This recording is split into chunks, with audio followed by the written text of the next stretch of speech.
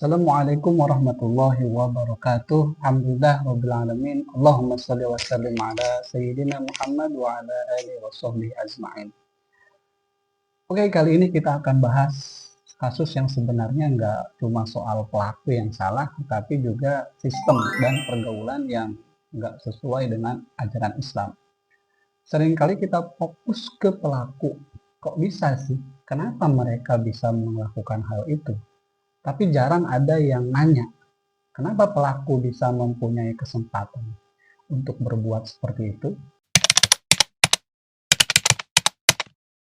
Sebelum kita lanjut, mari kita ingat bahwa di dalam Islam, semua hal punya aturan yang jelas.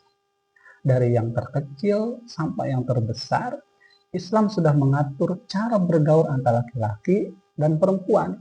Dari mulai menundukkan pandangan, larangan ikhtilat campur baur, bahkan sampai hukuman bagi yang melanggar batas-batas pergaulan. Nah, masalahnya banyak yang termasuk yang dianggap tokoh agama lah, seringkali nggak paham atau bahkan nggak mengaplikasikan aturan-aturan ini dalam kehidupan sehari-hari. Tapi kita nggak cuma menyalahkan pelaku kan, kita harus cari tahu lebih dalam lagi kenapa hal ini bisa terjadi. Apa yang salah dalam sistem kita?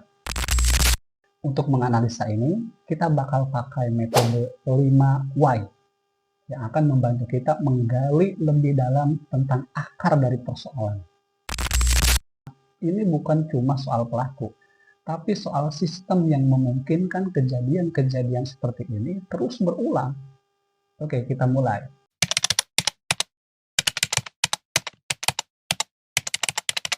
Pelaku melakukan tindakan tersebut karena dia merasa tidak ada kontrol atau batasan dalam tindakannya. Keinginannya untuk memenuhi nafsu pribadi lebih besar daripada rasa takut atau malu terhadap akibat yang mungkin ditimbulkan.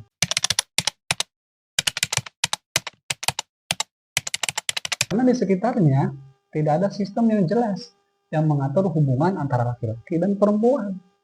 Banyak orang di sekelilingnya yang menganggap bahwa pergaulan bebas itu wajar. Bahkan di lingkungan pesantren sekalipun, laki-laki dan perempuan sering berinteraksi tanpa batas yang jelas, tanpa ada pengawasan yang ketat.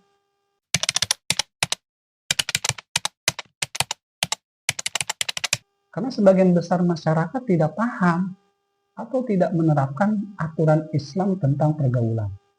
Padahal dalam Islam ada konsep yang sangat jelas mengenai pergaulan laki-laki dan perempuan.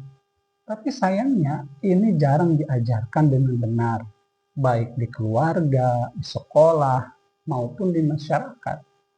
Bahkan banyak tokoh agama yang tidak menjadi contoh baik dalam hal ini.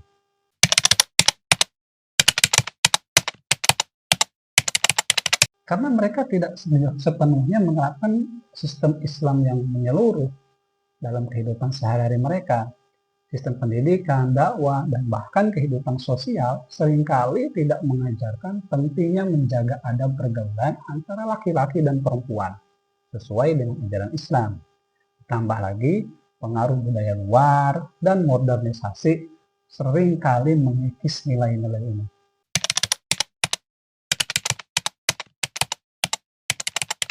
Karena kita hidup dalam sistem yang bukan sistem Islam.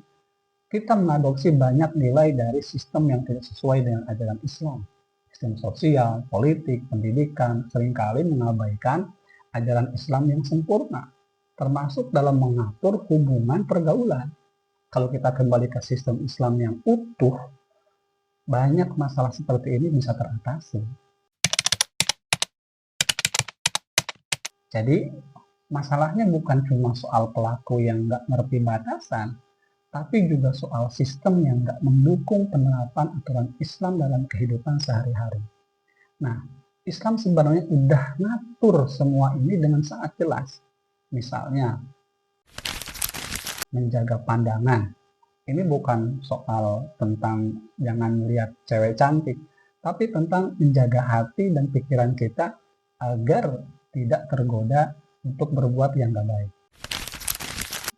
Kedua, larangan ikhtilat atau kholwat.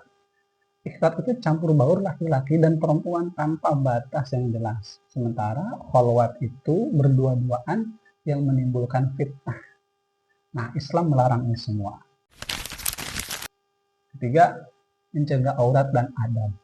Bukan cuma soal menutup tubuh, tapi juga soal bagaimana kita bersikap.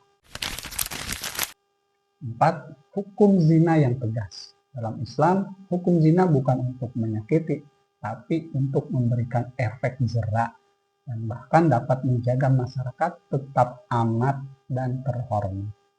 Ini semua sudah lengkap, lengkap banget dalam Islam, dari hal terkecil sampai yang paling besar. Tapi kenapa kita masih banyak melihat pergaulan bebas dan pelanggaran? Karena kita nggak menerapkan sistem secara sempurna.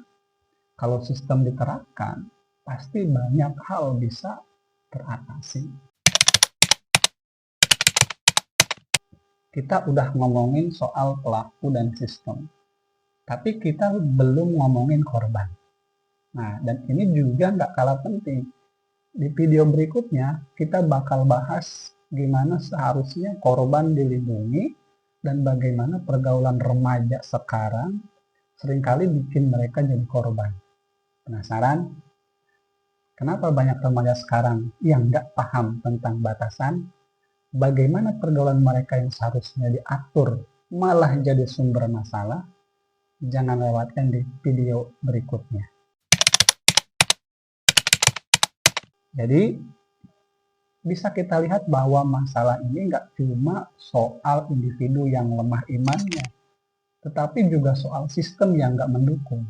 Kita nggak bisa terus-terusan nyalahin pelaku tanpa melihat sistem yang ada. Islam sudah punya solusi yang sangat lengkap, tapi sayangnya banyak dari kita yang belum paham atau nggak mau mengaplikasikannya dalam kehidupan sehari-hari.